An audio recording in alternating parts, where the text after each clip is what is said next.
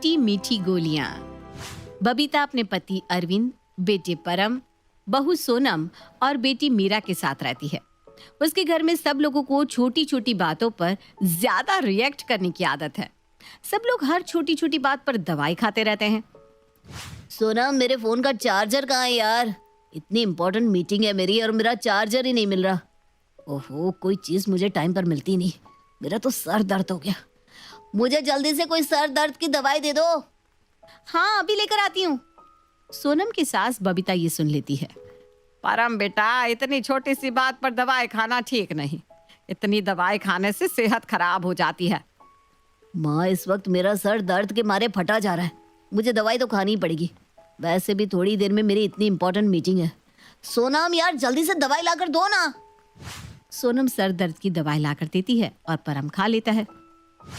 हाँ, अब दवाई खाकर ना सर दर्द में आराम मिला। सोनम किचन में खाना बनाने जाती है। मम्मी जी, आज खाने में क्या बना दूं?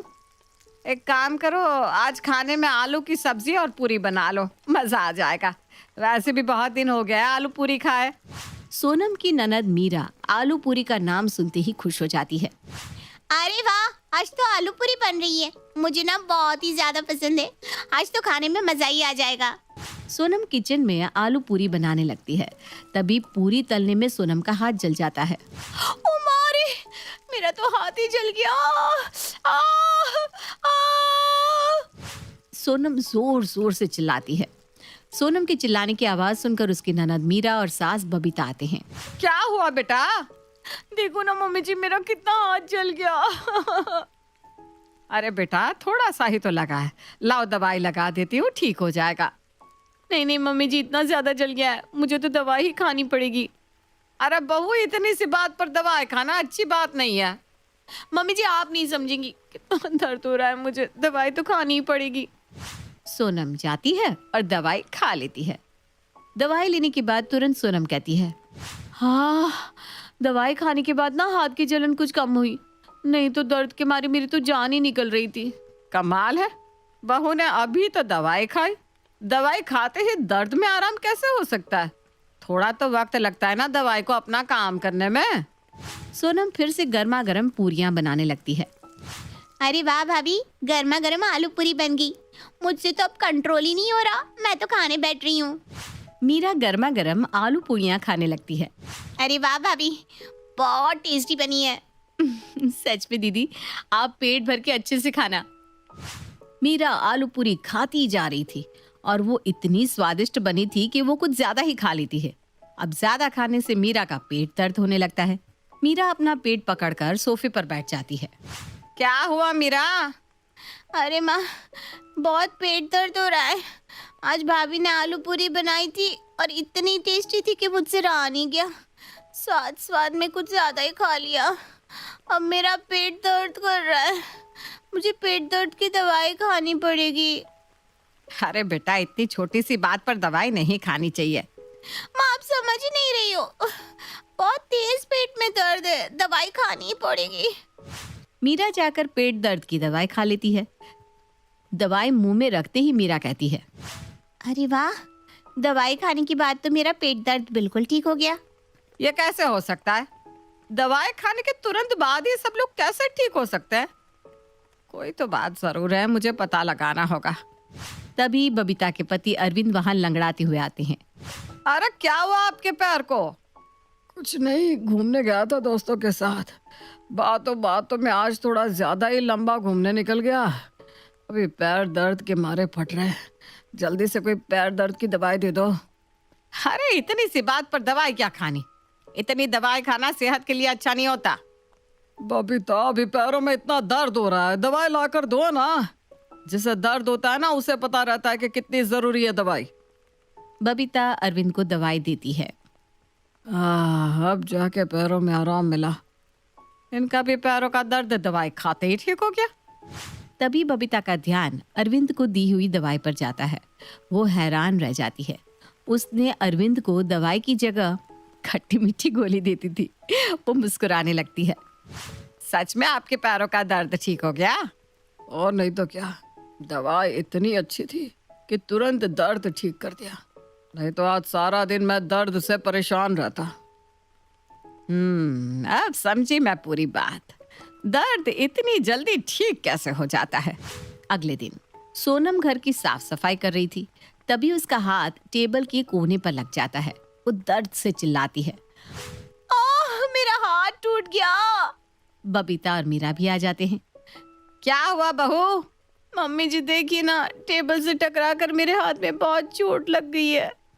बबीता सोनम का हाथ देखकर कहती है, अरे अरे, लाओ दवाई लगाकर पट्टी बांध देती हूँ। चोट बहुत ज्यादा नहीं है, जल्दी ठीक हो जाएगी। नहीं मम्मी, बहुत दर्द हो रहा है।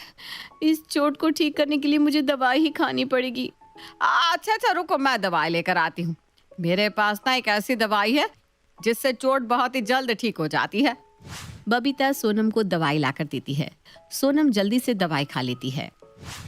अरे वाह मम्मी जी, आपकी दी हुई दवाई खाकर तो मेरा दर्द यूं ठीक हो गया। आपने जितना अच्छा बताया था, ये दवाई तो उससे भी अच्छी है। मेरा दर्द एकदम ठीक हो गया। सच में बहू, दर्द ठीक हो गया है ना?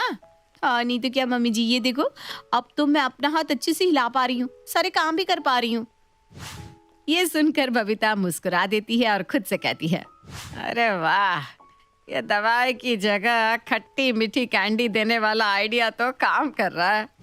उसके बाद जो घर में जब भी किसी को छोटी मोटी कोई तकलीफ होती, बबीता सारे परिवार वालों को वही खट्टी मीठी गोलियां दे देती और सबको लगता कि वो दवाई है। एक दिन मीरा अपने कमरे में अपना सर पकड़े बैठी थी। बबीता उसके पास आती है। क्या हुआ बेटा, ऐसे क्यों बैठी हो? माँ, सर बहुत दर्द कर रहा है। बबीता मीरा का माथा छूकर देखती है। उसे तेज बुखार था। अरे तुम्हें तो तेज बुखार है, चलो मैं तुम्हें दवाई दे देती हूँ। मीरा की तबीयत का जानकर सोनम, परम और अरविंद भी उसके पास आते हैं। इस बार बबीता मीरा को सच वाली दवाई लाकर देती है। मीरा दवाई देखकर कहती है, अरे माँ, ये वाली दवाई मत दो, जो आप हमेशा देते हो ना, वो दवाई दो। ये तो बहुत कड़वी है, मुझे नहीं पसंद। आप वही दवाई ला कर दो। अरे बेटा, दवाई तो दवाई होती है, तो ये वाली ले ले। मीरा जिद करने लगती है। नहीं, ये बहुत कड़वी है, मुझे वही चाहिए। लगता है मुझे आप सबको सच बताना ही पड़ेगा। बबीता की बात सुनकर सब लोग चौंक जाते हैं। सच? कैसे सच मम्मी जी? दरअसल मैं आप लोगों को जो कलरफुल सी नई दवाई देती हूँ ना, वो कोई दवाई है ही नहीं, वो तो खट्टी मीठी गोली है बस। ये सुनकर सबको बहुत गुस्सा आता है। मम्मी जी, आप ऐसा कैसे कर सकती हैं? वहां हम दर्द में होते थे और आप हमें खट्टी मीठी गोली देती थी। ये तो बिल्कुल ठीक बात नहीं। सोनम सही कह रही है माँ, आपने ये सही नहीं किया।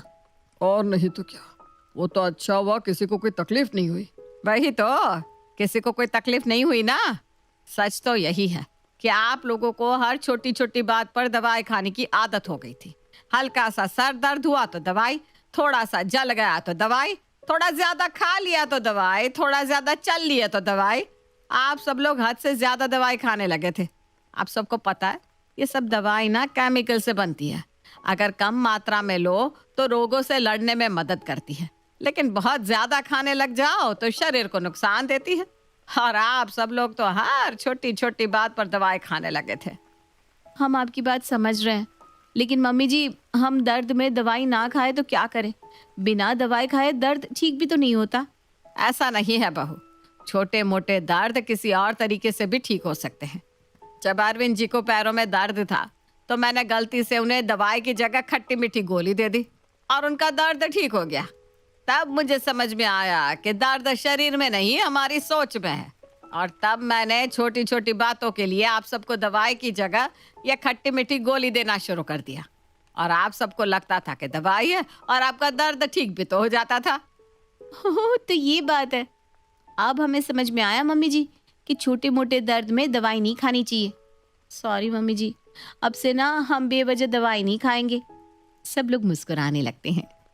अगर ऐसा है तो आप मुझे अब भी वही खट्टी मीठी गोली दे दीजिए, मैं ठीक हो जाऊंगी। अरे नहीं मीरा बेटा, इस बार तुम्हें सच में तेज बुखार है। अब तुम्हें सच में दवाई लेनी चाहिए। अगर सच में कोई बीमारी हो जाए तो दवाई खाने में कोई दिक्कत नहीं होती।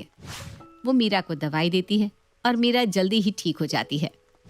अब हम समझ गए मम्मी जी, अगर हो जाए कोई बीमारी तो दवाई ही देगी आराम, और छोटी मोटी बातों में काम आएगी खट्टी मीठी गोली। सब लोग खट्टी मीठी गोली खाते हैं और मुस्कुराते हैं।